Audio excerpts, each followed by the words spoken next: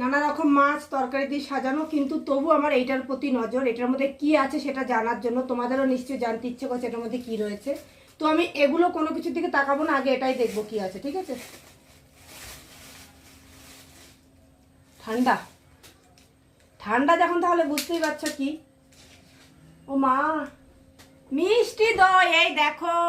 ওফ,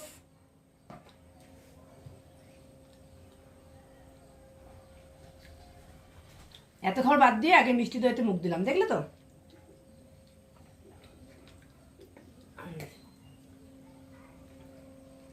তুমি খাবে নাকি দই? এমা খাবো কি বলছে? কোনো সময় কোনো কিছু দেখলাম না বললো যে না খাবো না, এটাই আমার রাগ হয়। কেন বলতে পারতো যে না খাবো নার উপর তুমি খেয়ে নাও। এটা কেউ বলে? সেটা বলবে না তো, সেটা বলবে